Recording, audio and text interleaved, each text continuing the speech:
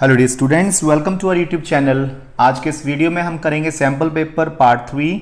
So in part 1 and 2 we have already solve 26 questions. तो ये 27 number question से हम स्टार्ट करेंगे आज। और आपकी हमेशा क्वेरी रहती है कि हम किस बुक से आपको करवा रहे हैं क्वेश्चन। तो ये बुक है, इसका नाम है ओसवाल पब्लिशर्स की बुक है, ओसवाल गुरुकुल। सो इस बुक में 36 सैम्पल पेपर्स हैं और ये डिफरेंट सब्जेक्ट्स के हैं। English language, literature, Hindi course A, Hindi course B, mathematics, science, social science, ये सारे ही सब्जेक्ट्स के इन्होंने सैम्पल पेपर्स कवर किए हैं। और ये जो सीबीएसई ने नए पेपर रिलीज़ किए थे सितंबर 2021 में, सो वो सारे ही फुली सॉल्व्ड हैं इसमें सारे सब्जेक्ट्स के। सो इसमें कुल मिला के इंग्लिश के 5 सैम्पल पेपर्स मिल जाएंगे आपको। एंड ये देखिए, हिंदी कोर्स ए के भी 5 sample paper, Hindi course B के आपको 5 सैम्पल पेपर मिल जाएंगे और मैथ्स के आपको 7 सैम्पल पेपर्स मिल जाएंगे। और इनके साथ सारे सैम्पल पेपर्स के साथ इनके सॉल्यूशंस भी होंगे। ठीक है। सो अब बात करते हैं साइंस की। तो साइंस के 7 सैम्पल पेपर्स होंगे, साथ में उनके सॉल्यूशंस भी। और सोशल साइंस के भी 7 sample papers with their solutions. So चलिए जी, हम चलते हैं अपने क्वेश्चन इस पे सैम्पल पेपर पर। सो 27th number question is coming now. So what is that question? If the distance of a point from the base of a building is 15 meter and the angle of elevation of its top from that point is 60 degree, then what is the height of the building? So basically ये question chapter 9 से है, application of trigonometry से। सो ये करना कैसे है, देखिए बोलता है एक पॉइंट है जिसकी डिस्टेंस बिल्डिंग से 15 मीटर है। मान लीजिए ये बिल्डिंग है और इससे ये पॉइंट है हमारा P, बिल्डिंग इज AB। तो 15 metre is the distance of this point from the building. The angle of elevation of its top from the point is 60। So अगर यहां से आप देखो इस बिल्डिंग के टॉप को, तो देखो ये आपकी रे ऑफ साइट होगी। आप यहां पे हैं तो आपकी नज़र की जो लाइन है रे ऑफ साइट वो ये है और ये हॉरिजॉन्टल आपकी आइज का। ठीक है। तो this is called angle of elevation. तो दिस इज गिवन 60 डिग्री। आपको हाइट ऑफ द बिल्डिंग निकालनी है, ए बी निकालना है। ठीक है। हम यहाँ पे ट्रिग्नोमेट्रिक रेशियोज यूज़ करेंगे, टी रेशियोज। कैसे? इस ट्रायंगल में, राइट एंगल ट्रायंगल है ना, इसमें जो साइड निकालनी है उसको न्यूमिनेटर में रखा और जो ऑलरेडी दे रखी है पी ए उसको डिनोमिनेटर में रखा। तो आप देख सकते हो ये कौन सा टी रेशियो बना। देखो, this is perpendicular, this is base, this is hypotenuse. So P over B that is tan theta, that is 60 degree. तो tan 60 आ गया। So A B is equal to 15 इधर चला जाएगा। और you know what is tan 60, that is √3। So 15 √3 आ जाएगा answer. सो √3 की वैल्यू भी आप भर सकते हो because here values are filled, then only answer is given. तो देखते हैं √3 की वैल्यू होती है 1.732। अदरवाइज यहाँ तक भर दो, आप देखते हैं क्या आंसर आता है। 15 से मल्टीप्लाई कर दो, 15 से 45, 4 इज देयर, 15 7 से 105 प्लस 4 109, ओके 10, 15 1 से 15 प्लस 10 25। So 25.95 means approximately 26 है ना। तो 26 is the correct answer here. The next question is the value of x and y in these two equations. तो हम क्या करेंगे, इन दोनों इक्वेशंस को एलिमिनेशन मेथड से सॉल्व करेंगे। तो एलिमिनेशन मेथड में हम क्या करते हैं, हम x और y में से किसी एक वेरिएबल के कोफिशिएंट सेम करते हैं दोनों इक्वेशंस में। तो मैं सोच रहा हूं कि मैं इक्वेशन 1 और 2 में y के कोफिशिएंट सेम कर दूं। तो इन दोनों का 2 और 3 का एलसीएम आता है 6। तो इसको अगर मैं 3 से मल्टीप्लाई करूं और इसको 2 से, तो 6 बन जाएगा यहाँ पे। तो हम इक्वेशन फर्स्ट इक्वेशन को हम 3 से मल्टीप्लाई करेंगे। वी विल गेट, 3 से करो मल्टीप्लाई, 9x, इसको 3 से किया 6y, इसको 3 से किया 12 आ गया। अब इसको हम 2 से मल्टीप्लाई करेंगे तो ये बन गया 4x और इसको 2 से किया तो -6y, इसको 2 से किया 7 2 14 बन जाएगा। अब इन दोनों इक्वेशंस को ऐड कर दो आप, तो ये कट जाएंगे, प्लस और माइनस के same. 9 + 4 13x is equal to 26 आ जाएगा। तो x इज इक्वल टू 2 आ जाएगा, 26 डिवाइड बाई 13। तो x को 2 यहाँ भर दो, कहीं भी भर दो, इस इक्वेशन में भी भर सकते हो। यहाँ पर हम x को 2 भर देंगे तो 2 3 6 plus 2y is equal to 4। So 2y is equal to 4 - 6 that is -2। So y is equal to -2/2 that is -1। So x is 2, y is -1 answer. x is 2, y is -1। So our A option is correct here. Now 29th question, a ladder 10 meter long reaches a window 8 meter above the ground. Suppose this is window और ये अपना ladder लगा दी, ये wall है तो ये ladder लगा दी and ladder is 10 meter long, window is 8 meter above the ground. ठीक है, ये आपकी वॉल है, यहाँ विंडो है और ये आपकी लेडर है सीढ़ी। The distance of the foot of the ladder from the base of the wall, wall के बेस से लेडर के फुट की डिस्टेंस मीन्स ये डिस्टेंस निकालनी है। ये तो डायरेक्टली ओरली आप कर सकते हो, पाइथागोरस थ्योरम लगा दो यहाँ पे, ये 6 आ जाएगा।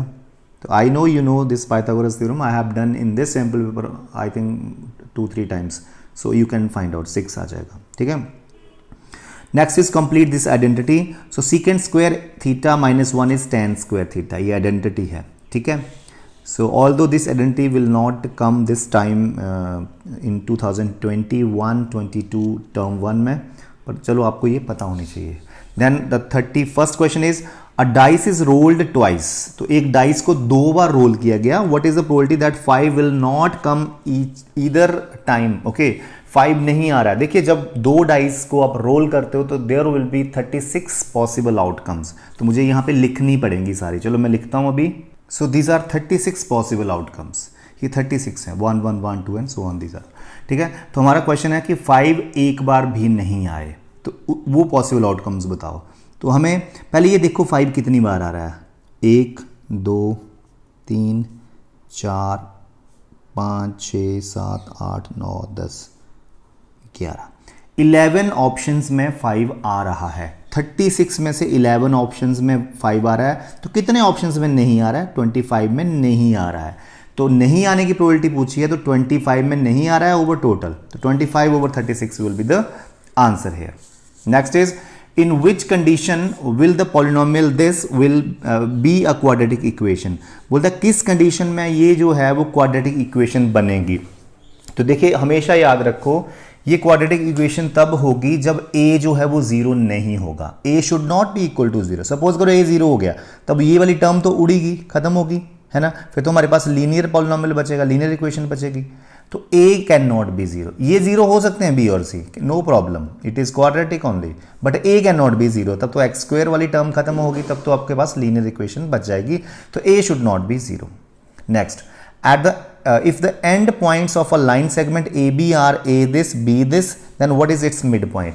तो midpoint formula हमारे पास है, you know what is midpoint formula? x1 plus x2, तो 6 plus minus 2 4 आ गया, 4 over 2, y1 plus y2 8 minus 2 6 over 2, तो ये बन जाएगा 2,3 midpoint आ जाएगा। Next is secant a plus tan a is x, what is tan a? तो देखिए secant a plus tan a x हो तो tan a की वैल्यू निकालनी है। तो हमारे पास सबसे पहले secant a plus tan a दिया है x, तो हम क्या करेंगे, हमारे पास एक फॉर्मूला है, आइडेंटिटी है, secant square a minus tan square a is 1। तो यहाँ से a square minus b square that is a plus b a minus b। ठीक है, ये पता है। अब आप secant a plus tan a को x भर दो यहाँ पे, ये x बन गया। तो x into secant a minus tan a, ये secant है ना, इज इक्वल टू 1।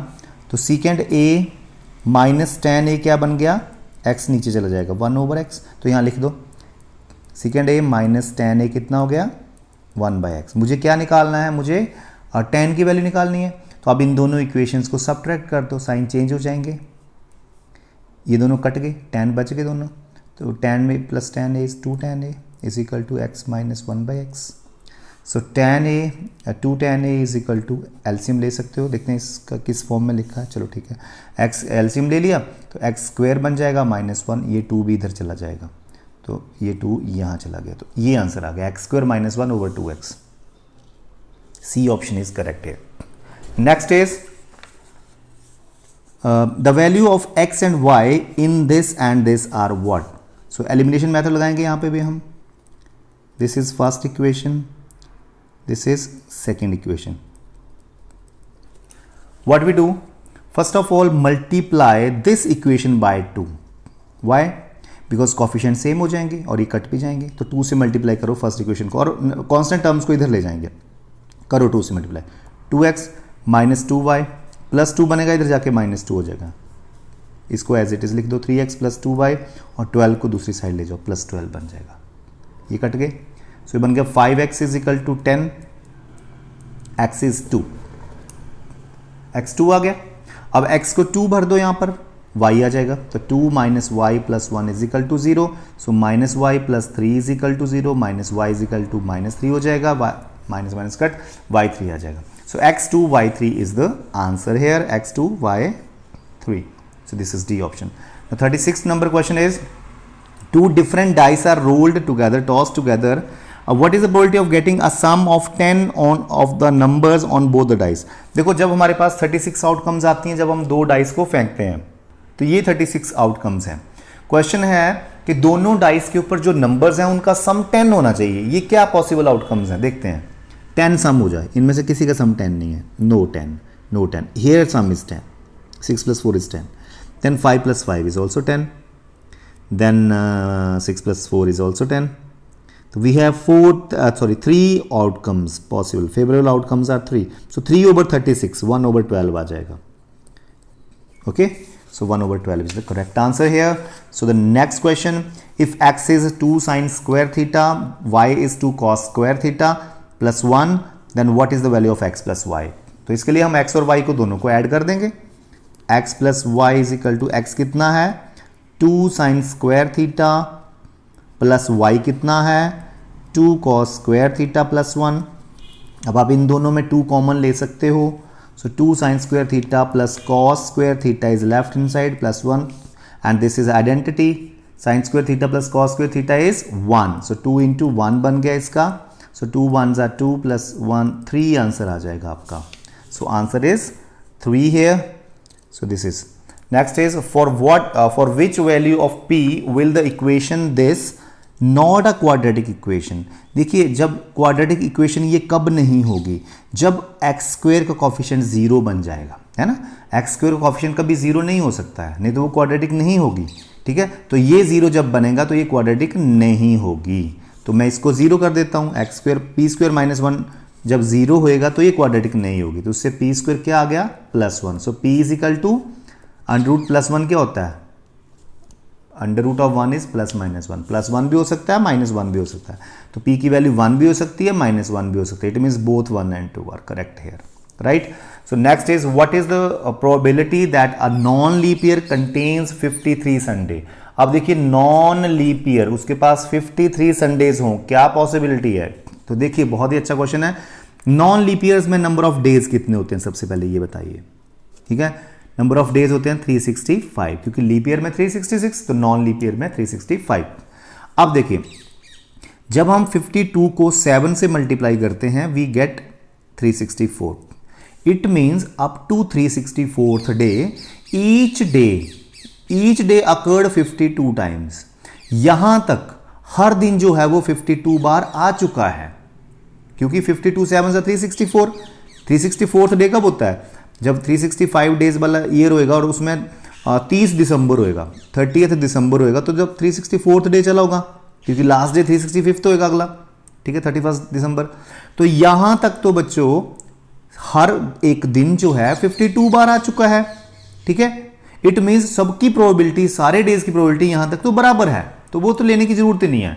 अब कितने दिन और बचे, एक दिन बचा ना, प्रोबेबिलिटी उस पर डिपेंड करेगी.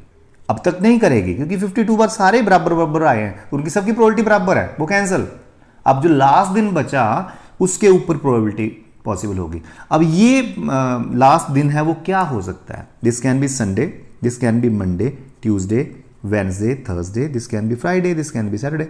इन 7 दिनों में से एक दिन हो सकता है ये. अब देखिए ये बोलता है 53 संडे आए, क्या प्रोबेबिलिटी है. अब 52 बार तो संडे भी आ चुका है ना, क्योंकि वो हर दिन 52 बार आ चुका है. अब एक और संडे चाहिए, जैसे क्वेश्चन वाला पूछ रहा है ना 53 संडे चाहिए, तो एक संडे और चाहिए ना. तो ऐसे ऑप्शन उठाओ जहां संडे हो. तो कितने ऑप्शंस में यहां संडे है, सिर्फ एक में ही है. तो 1 is favourable outcome and total outcomes कितनी है गिन लो, 7 हैं, तो 1/7 आ जाएगी probability. 1/7 is the correct answer here. So last question is 40th of this section B. So if the difference between circumference and radius of a circle is 37, use pi 22/7, then what is radius? देखो बोलता है circumference और radius का जो difference है वो 37 है. circumference क्या होता है 2 pi r and radius क्या होता है r. उनका जो difference है वो 37 है. ठीक है, तो हमें r निकालना है, तो चलो कर लो. आर एल कॉमन ले लो, सो 2 पाई -1 बच गया अंदर. आर की वैल्यू निकालनी है ना, यहाँ वैल्यू भर दो 2 इंटू 22/7 -1, देखते हैं कितना बनता है। 7 एलसीएम लिया, 22 2 ज़ा 44 माइनस यहाँ पे 7 आ जाएगा तो 37 ही आएगा, ऊपर नीचे 7 is equal to 37, or is equal to 7 ऊपर चला जाएगा और 37 नीचे आ जाएगा, 7 आ जाएगी रेडियस, तो it is 7. So this is our B part, B section. Now in the next part we will be doing both the case study based questions. If you need them, then write in the chat box. So I'll surely doing this. Thank you so much.